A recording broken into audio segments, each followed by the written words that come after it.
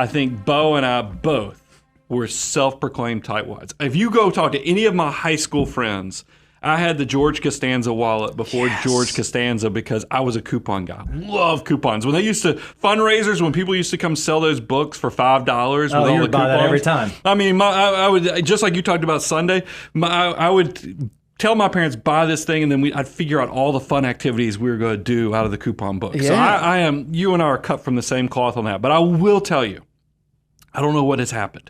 And we even had this thing called Tightwad Nation, where we thought we were going to have this thing where people were going to take pictures, put them on the website of all their ways they've saved money with coupons and stuff. But then I realized there was a day that I woke up and I was like, I'm a hypocrite.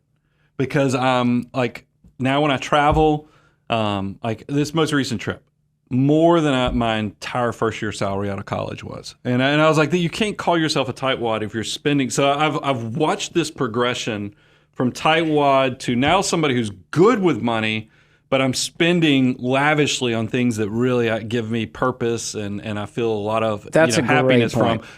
Do you have any tinges? Do you feel yourself going through any metamorphosis, or do you think this will be George? Because there are exceptions. I will tell you, Clark Howard, one of my heroes. Yep. Clark legitimately loaded, but still super cheap. Super tight. I don't think he is. I think his wife, it's kind of the same situation that you shared, but he is legitimately just as tight as he says. Do you think you'll stay in that train of thought or behavior, or do you think you will progress on like I have and then be not mad, but just know that you've changed? Yeah, I think because I'm married to my wife, I can't give her this life of just like we're gonna live like we're broke forever. Yeah.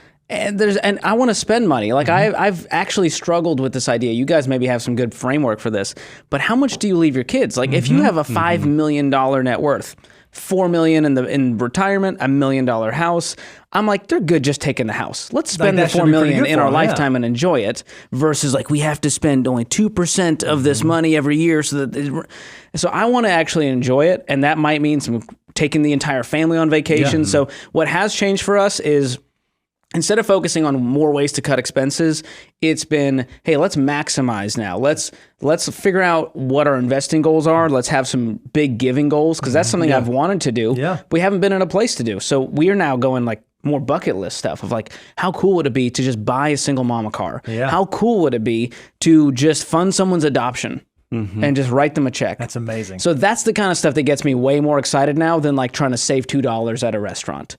And so that's the thing that has changed, is I'm thinking more future focused versus living in the present, going like, hey, the house is not on fire anymore. Yep. We're not broke anymore. What can we do? And so that's what I love about the Ramsey plan.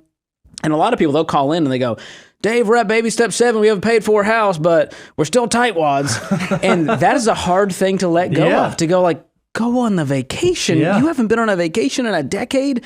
Go on a $10,000 vacation. You guys have a net worth of $3 million and you refuse to go on this vacation. So that's a hard thing to shift. And I think we're kind of both in that phase now where I don't want to live like that. I want to enjoy my money in a smart way. Yeah. And as long as I do it on a budget with cash, it's not a huge portion of my net worth or my world, that's how you kind of know you're on the right track.